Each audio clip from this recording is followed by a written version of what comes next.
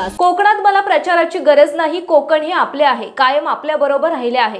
त्याचा मला अभिमान वाटत आहे आणि ह्या कोकणाने शिवसेनेला नेहमीच साथ दिली आहे, असे भावनिक आव्हान शिवसेनेचे पक्षप्रमुख उद्धव ठाकरे यांनी करून विरोधकांवर चांगलाच प्रहार केलाय. देशभक्त बांधवांनो, भगिनी आणि मातांनो, कोकणामध्ये प्रचार करण्याची गरज आहे काय? मग थांबू इकडेच.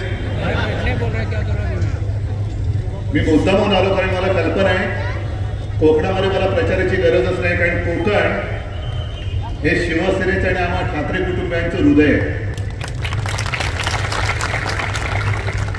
आणि विनायक राऊत, भास्करराव आहेत, राजन आहे, वैभव आहे, तुम्ही सगळेजण आहात. मला अभिमान आहे तुमचा. शिवसेना फोडण्याचा प्रयत्न झाला तरी सुद्धा तुम्ही जागच्या जागी उभे आहात. आणि हा डाव कसा आहे बघा. एक तर शिवसेना फोडली, शिवसेना चोरली, गद्दाराकडे धनुष्यबाण दिलं, गद्दाराची पूर्ण तंगडतोड केली, जागा कापल्या, उमेदवार बदलले आणि इतक्या वर्षानुवर्ष तुम्ही जीवापाड जपलेला धनुष्यबाण तर चोरलाच, पण आता कोकणावरनं तो सुद्धा गायब करून टाकला. म्हणजेच काय की त्या लाचारांना कळलंच नाही, खोक्यात जे बसले त्यांना कळलंच नाही की हे जे गद्दारांचे मालक बसले दिल्लीत 2, ते शिवसेनेबरोबरचं कोकणचं नातं तोडायला निघाले. त्यांना माहित नाही अजून कोकणामध्ये जांबा दगड आहे आणि असं म्हणतात की जांबा दगड हा कोण एकेकाळी लावारस होता. बरोबर ना? याचा अर्थ असा नाही की त्याचा पुन्हा लावा नाही होणार. आज संपूर्ण कोकणात नाही, अख्ख्या महाराष्ट्रामध्ये भाजपच्या विरुद्ध लावारस उसळून वर आलेला आहे. आणि मोदींना अजून काही काय त्याला म्हणतात तो सूरच लागत नाहीये. आणि झालंय असं की सध्या IPL चे दिवस सुरू आहेत. मॅच बघताना पंचायत होते की अरे हा खेळाडू आपल्या टीम मध्ये होता, तो नाही ना, तो तिकडे गेला. अरे तो तिकडे होता, नाही तो आता इकडे गेला. आणि तसं भारताच्या राजकारणात झालंय. IPL म्हणजे इंडियन पॉलिटिकल लीग, असंच झालेलं आहे. मोदी किती काही बोलतील, पण मोदींचा तो जो काय पहिला आत्मविश्वास होता 14 साली आणि 19 सालचा तुम्हाला बघायला मिळतोय? नाही, हवं असेल तर हो, मला तर दिसतच नाही आत्मविश्वास. पहिल्यांदा अगदी 19 साली सुद्धा आपण फसलो होतोच. काय रुबाब होता, कारण शिवसेना सोबत होती आणि त्यांचं एक वाक्य होतं, एक अकेला सब पे भारी. अशी मस्ती होती, छाती होती 56 इंचांची. आता त्या छातीमधली हवा पण गेली. आणि एक अकेला सब पे भारी, आजूबाजूला सब भ्रष्टाचारी. काय गत आले. म्हणजे अटलजींचा आत्मा रडत असेल वरून. ते जे बोलले होते की अशी जर का सत्ता मला मिळत असेल तर मी ती चिमटीत सुद्धा पकडणार नाही. आता अटलजींचा आत्मा ढसाढसा रडत असेल की काय कोणाच्या नाकर्तेच्या हातामध्ये भाजपा गेला आणि होता नव्हता भाजपाने खतम करून टाकलं, संपून टाकलं. अरे शिवसेना अख्खी तुमच्या सोबत होती तेव्हा मोदीजी आणि शहाजी जी खरं लागण्याची गरज नाही. तुम्हाला महाराष्ट्रामध्ये किती वेळा यावं लागत होतं, किती सभा तुम्ही घेतल्या होत्या, कारण अख्खी शिवसेना तुमच्या सोबत होती. का तुम्हाला औरसं आठवले मला कळत नाही, पण विनाशकाले विपरीत बुद्धी. विनाशच होणार असेल तर विपरीत बुद्धी होणारच. आणि म्हणूनच कदाचित हा एक नियतीचा संकेत किंवा देवाचे आशीर्वाद आहे की त्यांनी शिवसेनेला त्यांच्यापासून बाजूला केली, की त्यांचा विनाश होतोय, तुम्ही नका राहू त्यांच्यासोबत, जाऊ दे त्यांना, बुडतायत बुडू द्या. अबकी बार भाजपा तडीपार करून टाका. आणि काजूवरती, आंब्यावरती, कांद्यावरती जी निर्यात बंदी केलेली आहे ना, पहिली यांच्यावरची निर्यात बंदी उठवा, पहिला भाजपला निर्यात करून टाका. जाऊ दे, साता समुद्रापलीकडे निर्यात तडीपार. पण मला यांचा सगळ्यांचा खरंच अभिमान वाटतो. हे ठीक आहे की त्यांनी संपूर्ण यंत्रणा वापरून शिवसेना चोरली, धनुष्यबाण चोरलं, पण विनायकरावजी मला तुमचा अभिमान आहे. भास्करराव, वैभव, राजन सगळे म्हणून इकडे बसलेत, मला तुमचा अभिमान आहे. कारण समोर जो उभा आहे त्याला रोज टोप घालताना विचार करावा लागतो, डोकं खाजवलं मिळतं केव्हा, टोप घातल्यावरती मिळत नाही. तेव्हा खाजून विचारता, अरे आज कोणत्या पक्षात होता आपण? हा बघा, तुम्ही विचार करा त्याला, कारण आठवतच नाही काल कोणत्या पक्षात होतो, आज कोणत्या पक्षात आहे. इतके वर्ष स्वतः सकट स्वतःची पिलावळ, ही जिकडे सत्ता असते, जिथे सत्ता तिकडे तुम्ही झुकता. सगळी मंत्रीपदं घेतली, आमदारक्या, खासदारक्या सगळ्या घेतल्या, पण माझ्या कोकणासाठी काय केले? एक तरी लघु किंवा सूक्ष्म तुमच्या साईज प्रमाणे प्रकल्प कोकणात आणलात का तुम्ही? कारण भाजपा हुशार आहे, त्यांनी त्यांच्या कुवतीप्रमाणेच दिलं लघु आणि सूक्ष्म. आता निवडणुकीनंतर मायक्रोस्कोप आणावं लागेल की अतिसूक्ष्म, म्हणजे करोनाचा जीवाणू दिसेल पण हे नाही दिसणार, एवढे सूक्ष्म होतील. आता नरेंद्र मोदींचा आत्मविश्वास दिसत नाही असे शिवसेना पक्षप्रमुख उद्धव ठाकरे रत्नागिरी येथे आयोजित जाहीर सभेत बोलताना म्हणाले. आणि एक अकेला सबसे भारी, आजूबाजूला भ्रष्टाचारी अशी यांची अवस्था झाली असल्याची बोचरी टीका करून त्यांना अवदसा आठवली असल्याचं सांगत अबकी बार भाजप तडीपार असं म्हणाले. आज तुम्ही गद्दारांना आमच्या अंगावर सोडून शिवसेना संपवायला निघाला. अनेक वर्षानुवर्ष हे सगळे माझे जीवाला जीव देणारे शिवसैनिक जे बाळासाहेबांनी जोडून दिलेले आहेत, आणि मी मागे पण म्हटलं की माझी वडिलोपार्जित कमाई आहे, आहेच माझी वडिलोपार्जित कमाई, अभिमान आहे मला याचा, हे माझं वैभव आहे. आणि मोदीजी तुम्ही जे म्हणतात घराणेशाही, आमची घराणेशाही आहे त्या लोकांना मंजूर आहे की नाही रे? पण तुम्हाला शिवसेनेची घराणेशाही चालत नाही. शिवसेना प्रमुखांचा फोटो लावता, नालायक माणसं सगळी, अंगामध्ये कर्तृत्व नाहीये. तुम्ही माझी शिवसेना चोरताय, माझा धनुष्यबाण चोरताय, माझे वडील चोरताय, कर्तृत्व शून्य माणसं आहेत. तुम्हाला शिवसेनेची घराणेशाही नको आहे, हिंदू हृदय सम्राटांची घराणेशाही नको आहे, पण तुम्हाला गद्दारांची, गुंडांची घराणेशाही चालते. हे दुःख हे आम्हाला नसलं, तुम्हाला नसलं तरी अटलजींना वाटत असेल. कोणाची घराणेशाही तुम्ही पोचताय आणि काय भाषण करताय? आणि हा कोकण हा सुसंस्कृत आहे. ज्या पद्धतीने काल परवाकडे फडणवीस येऊन गेले, यांना मत म्हणजे त्यांना मत,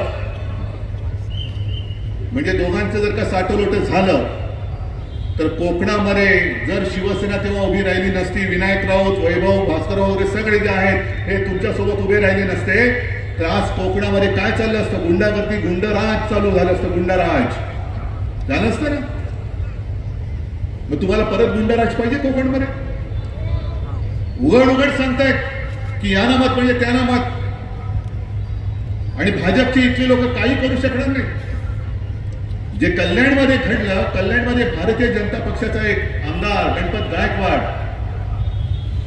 अनेकदा त्यांनी त्यांच्या वरिष्ठांकडे तक्रार केली की हे बघा काय चालले, हे बघा काय चालले. कोणी ऐकायला तयार नाही. शेवटी एवढा उद्विग्न झाला, त्याच्या मुलाला पोलीस स्टेशनमध्ये जेव्हा यांच्या मिंड्यांच्या गुंडांनी धक्काबुक्की केली तरी पोलीस काय करायला तयार नाहीत, म्हणून बाप म्हणून त्यांनी गोळ्या घात टाकला. मी काही समर्थन नाही करत. आणि त्यांनी म्हटलेलं आहे की जोपर्यंत या मिंड्याच्या हातामध्ये सत्ता राहील तोपर्यंत या महाराष्ट्रामध्ये गुंडांचं राज्य राहील. आज जुलूम जबरदस्तीने ते कारभार करू इच्छित आहे. मी विसरलो नाही अजून. बारसूमध्ये मी जेव्हा आलो होतो, माझ्या माता भगिनींना कशा पद्धतीने मारहाण केली होती.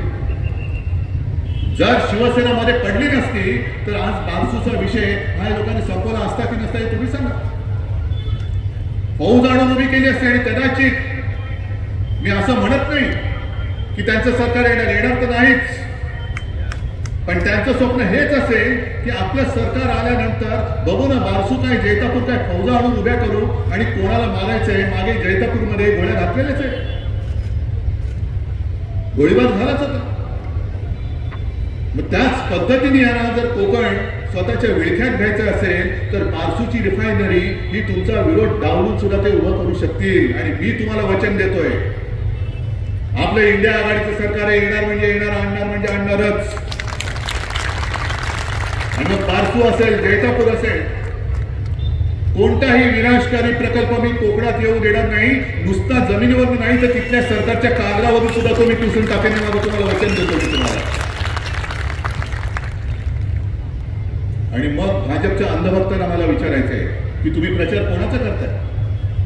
विनाशाचा प्रचार करताय का? शिवसेनेला मत का द्यायचं नाही आणि गद्दाराला मत का द्यायचं? आम्ही विकासाच्या गोष्टी करतो, तुम्ही विनाशाच्या गोष्टी करता. जसं ते म्हणतात की यांना मत म्हणजे त्यांना, मोदींना मत, तसं मी सांगतोय की त्यांना मत म्हणजे विनाशाला मत. मग एका बाजूला विनाश आहे आणि दुसऱ्या बाजूला विघ्नहर्ता विनायक आहे. तुम्हाला काय निवडायचं तुम्ही निवडा. हे किती काय सहन करणार? काजूवरती निर्यात बंदी, आंब्यावरती ही बंदी, त्याच्यावरती ती बंदी. आणि यांचा जो महाराष्ट्राबद्दलचा जो आकस आहे, हा आकस आता एवढ्या टोकाला पोचलेला आहे की तुम्ही जे गाणं ऐकलं ना मगाशी, मशाल घेत आहे, तिकडे मोठ्या प्रमाणात मुस्लिम बांधव आले. तुम्हाला काय खटकतंय का? त्याच्यात मी मुस्लिम बांधवांना आणि माता भगिनींना विचारतो, तुम्हाला काय खटकते त्या गाण्यात? आहे आमचं जय भवानी जय शिवाजी आहे. काय खटकते तुम्हाला? जय भवानी जय शिवाजी कोणी देतं? कारण दोन्ही आपली दैवत आहे. जसं मोदीजी प्रत्येक सभेत जात आहेत, शहा जात आहेत आणि जय श्रीराम बोलतायत. अरे आम्ही पण जय श्रीराम बोलतो ना. आम्ही काय असे काय हे नाही होत, रामाचे काय विरोधक नाही होत. आम्ही जय श्रीराम म्हणतो, आम्ही बजरंगबली की जय म्हणतो. पण आमच्या महाराष्ट्राच्या नसा नसामध्ये जे जय भवानी आणि जय शिवाजी आहे ते तुम्ही उपरे दोघं जण येऊन आमच्या महाराष्ट्राच्या रगारगातलं जय शिवाजी आणि जय भवानीचं प्रेम तुम्ही काढू शकताय, काढू इच्छिताय? तुमचा महाराष्ट्राबद्दलचा आकाश, तुमचा उद्धव ठाकरे बद्दलचा संताप, ठीक आहे, मैदानात उतरा. उद्धव ठाकरेला संपवायचं ना. उद्धव ठाकरे मैदानात उतरलाय, तुम्ही मैदानात आहे आणि लढून दाखवा उद्धव ठाकरेची. होऊन जाऊ दे सवाल. गद्दारांना आमच्या अंगावर सोडून शिवसेना संपला, निघालेत, लाज वाटत नाही, अशी हडप शब्दामध्ये शिवसेना पक्षप्रमुख उद्धव ठाकरे यांनी भाजपवर टीका केली. आणि आमच्या घरांना शाळेवर टीका करण्यापेक्षा अधिक घराणेशाही कुठे आहे ते पहा असे म्हणून भारतीय जनता पार्टीवर जबरदस्त प्रहार केला. पण सोबत तुमचे सगळे जे घरगडी आहेत, ईडी, इन्कम टॅक्स, सीबीआय, ते उद्या आमच्याकडे असणार आहेत, आमच्या अंडर असणार आहेत. आज तुम्ही ज्या पद्धतीने त्यांचा दुरुपयोग करतात, त्या अधिकाऱ्यांना सुद्धा सांगतो, उद्या आमच्याकडे आल्यानंतर तुमच्या नांग्या ठेचल्याशिवाय आम्ही राहणार नाही. ज्या पद्धतीने तुम्ही राजन साळवीच्या घरात घुसलात, उद्या आमचं सरकार आल्यानंतर तुमच्या घरात घुसल्याशिवाय राहणार नाही. राजांच्या घरामध्ये घुसलात. मी मागच्या सभेत सुद्धा बोललो होतो, सगळ्याची किंमत किती, ह्याची किंमत किती, टेबलची किंमत किती, खुर्चीची किती, शिवाजी महाराजांच्या पुतळ्याची किंमत कोण ठरवणार? मोदींचा घरगडी. अहो, ज्यांना महाराजांची किंमत नाही कळत, तो आमच्या देशावरती राज्य करतो, यांचं दुर्दैव आहे. महाराजांचा पुतळा म्हणजे नुसतं काहीतरी चिखलातून बनवलेलं काही मूर्ती नाहीये, ते दैवत आहे. त्याची तुम्ही किंमत लावताय. हिंदू हृदय सम्राट शिवसेना प्रमुख बाळासाहेब ठाकरे जर जे ते त्यावेळेला मोदीजी तुमच्या मागे उभे राहिले नसते तर अटल बिहारीजींनी तुम्हाला केराच्या टोपलीत तेव्हाच टाकलं असतं. त्यांच्या खुर्चीची किंमत. म्हणून मी राजनला तेव्हा विचारलं होतं की राजन सगळ्याची किंमत त्यांनी काढली, मग शौचालयात गेले होते की नाही कमरची किंमत बघायला? कारण नंतर आपली सत्ता आल्यानंतर त्यांना त्याचा उपयोग करावा लागणार आहे. वेडवाकडे कसंही तुम्ही वागता आहात, काय वाटेल ते करता आहात. आणि तो जो काही त्यांचा नारा होता 400 पार, आता गप्प बसला. कारण काहीच चालत नाहीये. 400 पार कशासाठी? तर आपली घटना बदलण्यासाठी. आणि मी नाही बोलत, त्यांचेच माजी मंत्री, त्यांचेच उमेदवार, त्यांचेच खासदार बोलताना त्या सुद्धा क्लिप आलेल्या आहेत. मग घटना बदलण्याची अवदसा तुम्हाला का आठवली? म्हणजेच काय की महाराष्ट्राबद्दलचा जो आकस आहे, एक तर महाराष्ट्रामधले महाराष्ट्राच्या हक्काचे उद्योग धंदे तुम्ही गुजरातला घेऊन जातात. तुम्ही महाराष्ट्राच्या हक्कासाठी लढणाऱ्या शिवसेनेला खतम करू इच्छित आहात. तुम्ही महाराष्ट्राचा दैवत असलेल्या जय भवानी जय शिवाजी या शब्दावरती अक्षर घेत आहात. आणि मी जाहीर आरोप करतोय, महाराष्ट्राच्या सुपुत्रांनी डॉक्टर बाबासाहेब आंबेडकरांनी केवळ त्यांनी दिली म्हणून तुम्ही घटना सुद्धा बदलायला निघाला आहात. डॉक्टर बाबासाहेब आंबेडकर हे महाराष्ट्राने देशाला दिलेलं दैवत आहे आणि त्यांनी घटना लिहिली आणि त्यांची बुद्धिमत्ताच तशी होती म्हणून इतके 75 वर्ष होऊन सुद्धा त्याच घटनेच्या आधारावरती आणि ह्याच्यानंतर सुद्धा हजारो वर्ष आपला भारत देश हिंदुस्थान हा त्या घटनेच्या आधारावरती चालणार आहे. पण इथे सुद्धा तुमचा महाराष्ट्राबद्दलचा आतच दिसतो का? अशी माणसं अरे तुमच्या भूमीमध्ये गुजरातमध्ये औरंगजेब जन्माला आला तर आम्ही काय करू? आमच्या भूमीमध्ये छत्रपती शिवाजी महाराज आणि बाबासाहेब आंबेडकरांसारखी दैवत जन्माला आली त्याला आम्ही काय करू शकतो? तुम्हाला त्यांची पूजा करता येत नसेल तर तुम्ही तुमच्या मातीत जो जन्माला आला त्याची पूजा तुम्ही करा ना. पण जे काय जुमले त्यांनी दिले होते 14 साली 19 साली आता 24 साली 15 लाख रुपये देणार होते. आलेत कोणाच्या खात्यात? आले असतील तर हात वर करा, मला आनंद होईल. जर कोणाच्या खात्यामध्ये मोदी सरकारकडनं 15 लाख रुपये आले असतील तर हात वर करून सांगा, मी आत्ताच्या आत्ता माझा प्रचार इथल्या इथे थांबवला तयार आहे. मग त्यांनी 14 साली काय सांगितलं होतं की प्रत्येकाच्या खात्यात 15 लाख रुपये येतील. कोणाच्या खात्यात हजारो कोटी आले? भाजपच्या खात्यात आले. निवडणूक रोख्यांच्या माध्यमातून हजारो कोटी 8-10 हजार कोटी हे त्यांनी 2 ते 2.5 वर्षात कमावलं. म्हणजे एक गोष्ट ते बरोबर बोलले की जे काँग्रेसला 60 वर्षात जमलं नाही ते आम्ही करून दाखवलं. बरोबर आहे, काँग्रेसला एवढे पैसे कमवताच आले नाही. मोदीजी तुम्ही 2.5 वर्षात कमवले 8 ते 10 हजार कोटी. बरं गंमत बघा अशी आहे, अर्थमंत्री कोण होत्या? निर्मला सीतारामन. आणि तुम्हाला माहिती असेल किंवा नसेल, जोपर्यंत कोर्टाचा निकाल येत नव्हता, कोर्टाचा निकाल येईपर्यंत त्यांनी पुढचे 10,000 कोटी रुपयांचे रोखे हे छापून तयार ठेवले होते आणखीन लुटायला. मी सर्वोच्च न्यायालयाला खास धन्यवाद देतो की तुम्ही अगदी योग्य वेळी यांची हंडी फोडली. 8 ते 10,000 कोटी यांनी आम्हाला न सांगता असेच लुटले होते, आम्हाला माहितीच नव्हतं. आणखीन 10,000 कोटी हे लुबाडणार होते. आणि या सीतारामन बाई बोलले की आमचं सरकार आल्यानंतर आम्ही पुन्हा निवडणूक रोख्यांची योजना आणणार, मी पुन्हा तुम्हाला लुटणार, तुम्हाला तुमची लूट चालेल, परवडेल. बरं गंमत मी एवढ्यासाठी म्हटलं की ज्या सीतारामन बाई बोलले की आम्ही पुन्हा ही रोखे आणणार, रोख्यांची योजना आणणार, त्यांचेच पती परकला प्रभाकर त्यांनी तर त्यांच्यावरती जो मोठा आघात केलेला आहे, त्यांनी सांगितलं की हा जगातला सगळ्यात मोठा घोटाळा आहे, त्याचं नाव त्यांनी मोदी गेट असं दिलेलं आहे. मोदी गेट, मोदींवरती थेट आरोप त्यांनी केलेला आहे. आम्हाला संपवायला निघालात का? आम्ही तुमची पालखी वाहत नाही म्हणून तुम्ही आम्हाला संपवायला निघालात? मग तुमच्याच मंत्रिमंडळातल्या ज्या मंत्रीबाई होत्या त्यांचे यजमान तुमच्या तोंडावरती बोलताय की तुम्ही घोटाळा केलाय, तुम्ही घोटाळेबाज आहात, का त्यांना उत्तर देत नाही? आम्ही आरोप करतोय, आरोप नाही करत, आम्ही सत्य लोकांसमोर आणतोय. आजच मी येताना वाचलं की डाळी कडाडलेले आहेत, डाळीचे भाव वाढलेले आहेत. जर आपण विचारलं मोदीजी डाळीचे भाव वाढले, वो तो नेहरूजीने बढाया. नेहरू जाऊन किती वर्ष झाली? बरं नेहरू किती वर्ष पंतप्रधान होते? 16 वर्ष. भाजपा किती वर्ष आहे? अटल बिहारी वाजपेयी होते, त्यांची काळासरणी वर्ष, यांची 10 वर्ष. म्हणजे 16 पेक्षा जास्त वर्ष हे भाजपाचं सरकार तिकडे आहे. मग नेहरूनी 16 वर्ष काय केलं असेल ते पुसून टाकून तुम्ही 16 वर्ष काय केलं, तुम्ही 10 वर्ष काय केलं हे तुम्ही का नसेल सांगायचं काय की 60 वर्षात काही नाही केलं? बरं नसेल काही केलं, मग त्यांना जर का विचारलं पुढे काय नाही, आता सुरुवात झाले, 10 वर्ष आम्ही नुसतं काय आमचं हे करत होतो, आता पुढे बघा 2047 साली तुम्हाला काय देतोय.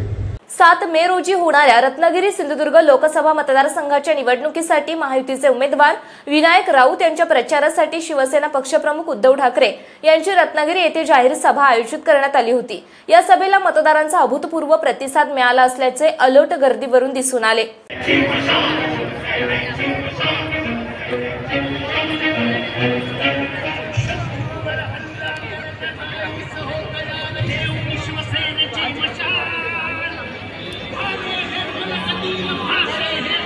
साहेब या ठिकाणी उपस्थित झालेले आहेत, त्यांचंही या ठिकाणी टाळ्यांच्या गजरामध्ये सर्वांनी स्वागत करावं असं विनंती करतो. आणि यानंतर मी विनंती करतो आपचे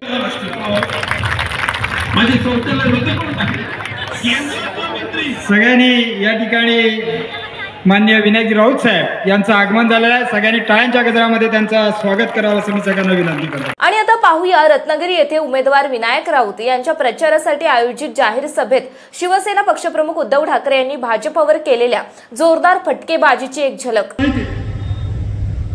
यांची गॅरंटी म्हणजे अशी, मगाशी जे मी बोललो ना, एक अकेला सब पे भारी, आजूबाजूला भ्रष्टाचारी, सगळे भ्रष्टाचाऱ्यांची फौज घेऊन हे आपल्यावरती चाल करून येत आहे.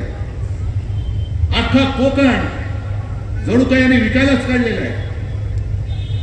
नाणारच्या बाबतीमध्ये जे झालं, जैतापूरला झालं, पारसूमध्ये आपल्याला कळण्याच्या आत परप्रांतीयांनी इकडे येऊन जमिनी केव्हा बळकवल्या तुम्हाला कळलं सुद्धा नाही, आम्हाला सुद्धा कळलं नाही.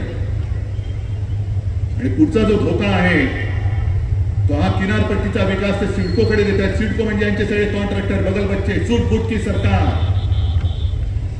आणि हा निसर्ग सौंदर्य, निसर्गाच्या वैभवाने नटलेला हा माझा कोकण कॉन्ट्रॅक्टरच्या खिशात देणार. हे सगळे कॉन्ट्रॅक्टरचे बगलबच्चे आणि म्हणून यांच्याकडे ते चाललेलं आहे की ज्याचा जेवढा भ्रष्टाचार मोठा त्याला केंद्रात मंत्रिपद देणार, त्याला इकडे मंत्रिपद देणार. 70,000 कोटीचा घोटाळा असेल तर उपमुख्यमंत्री करणार, त्याच्यावर आणखी मोठा घोटाळा असेल तर मुख्यमंत्री करणार.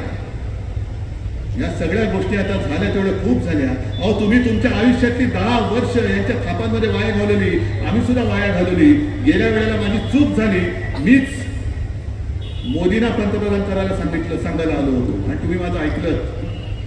आणि आता नेमकं मी उलट सांगतोय आणि तळमळीने सांगतो. एका गोष्टीबद्दल मला समाधान आहे की कोरोना काळामध्ये संपूर्ण देशात नंबर 1चा मुख्यमंत्री म्हणून माझं नाव आलं होतं.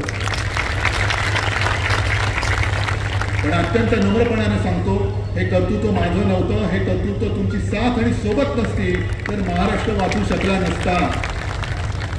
हे फडणवीस जे सांगतायत की बाकी विकास कामं तर सोडून द्या, पण मोदीजींनी लस दिली नसती.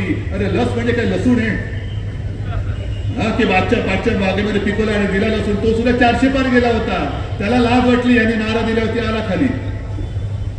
लसूण सुद्धा 400च्या वर गेला होता, पण मोदी म्हणाले 400 पार. लसूणाला लाज वाटली, तो काहीतरी आपल्यापेक्षा जास्त मोठं थापड आहे, खाली आलेलं बरं. लस कोणी शोधली? एका गोष्टीचा अभिमान मला नक्की आहे की महाराष्ट्रातल्या कंपनीने लस शोधली की पुण्याला, आणि ती लस तुम्ही दिली. पण लसीकरण करण्यासाठी जी यंत्रणा होती ती माझ्या महाराष्ट्राची होती, ती माझ्या महाराष्ट्राची होती. आणि या माझ्या माता भगिनी आणि बांधवांनी मी जे जे सांगितलं ते तुम्ही ऐकलं. मी तुम्हाला सांगितलं घराबाहेर पडू नका, तुम्ही कोणी पडला नाही. दुकानं बंद ठेवा, तुम्ही दुकानं बंद ठेवली. बाहेर जाताना मास्क लावा, तुम्ही मास्क घातले. आणि म्हणून तुम्ही मला जे काही कुटुंब प्रमुख मानता त्या नात्याने मी तुम्हाला सांगतोय, तळमळीने सांगतोय की या वेळेला जसं कोरोनाचं संकट तेव्हा होतं आणि मी सांगत होतो की कोरोना आहे, त्या कोरोनापासून 2 हात लांब राहा, तसा त्याही पेक्षा मोठा भयानक धोका हा भाजपाच्या हुकुमशाहीचा आहे. या हुकुमशाहीपासून 2 हात लांब राहा, 2 हात लांब ठेवा. त्याला म्हणा आता बस झालं तुमचं, तुमची 10 वर्ष तुम्ही बघितली, आता तुम्ही आमचं संविधान बदलायला निघाला. आणि इकडे मुस्लिम बांधव मोठ्या प्रमाणावरती आलेत. काही लोकांनी मला सांगितलं की उद्धवजी आता तुम्हीच आमची आशा आहात. म्हटलं कसं रे? त्याला अहो तुम्ही 25 वर्ष यांना साथ सोबत देऊन तुमच्या बरोबर असे वागले, आमच्याशी कसे वागतील उद्या निवडून आले तर? म्हणून कोणी घाबरू नका, अजिबात घाबरू नका. जसं विनायक राऊतांनी शपथ घेतली तशी सुद्धा मी शपथ घेऊन मैदानात उतरलेलो आहे. बाकी देश खूप मोठा आहे, पण आपण खास करून छत्रपती शिवाजी महाराजांच्या महाराष्ट्रातले मर्द मावळे आहोत. आणि त्या मर्द मावळ्यांना मर्दपणा काय असतो ते शिकवावं लागत नाही. मर्दपणा त्यांच्या रगारगात, त्यांच्या नसानसात भिडलेला आहे. येऊ दे मोदी शाह, किती त्यांची ईडी सीबीआय इन्कम टॅक्सची धाड घेऊन उद्या त्यांच्या त्या टीमची तंगडतोड करून ठेवल्याशिवाय आपण राहायचं नाहीये आणि त्यांना हद्दपार केल्याशिवाय आता थांबायचं नाही. म्हणून आता एकच नारा द्यायचा, अबकी बार, अबकी बार कोण. आणि दुसरी गोष्ट, तुम्ही जेव्हा जाल त्या मतदान यंत्रणेमध्ये जे काय आहेत, कारण एवढे नालायक लोक आहेत. आणखीन एक कोणतरी विनायक राऊत शोधून काढलं त्यांनी. काढलंय ना, पण आपली मशाल काय, आपली निशाणी काय? अजून एकदा नक्की हाती घेणार, मग हाती घ्या मशाल आणि विजय करा विशाल. जय हिंद, जय महाराष्ट्र. समुंदर की गोद में पला है तू, अंगड़ाई लेते ही लहरें शुरू. आज यौवन की मस्ती छोड़, ले चलता हूं तुझे एक नए मोड़. आजा तुझे मां पुकारे अब, छेड़ देते हैं बीच से कुछ शरारत हंसी. गले लगा ले उसे ए फकीर, इंतजार कर रहा है तेरा तो. चल दे देते हैं उसे फसल की खूबसूरती तो. आजा तुझे मां पुकारे अब, उन्हें भी देनी है एक नई पहचान. आजा तुझे मां पुकारे अब. फिनोलेक्स पाइप्स पहुंचाए पानी को अपनी मां के पास. महाराष्ट्रातील तसेच कोकणातील महत्त्वाच्या बातम्या पाहण्यासाठी कोकण 24 तास न्यूज चॅनलला YouTube वर सबस्क्राइब करा आणि बेल आयकॉन प्रेस करा.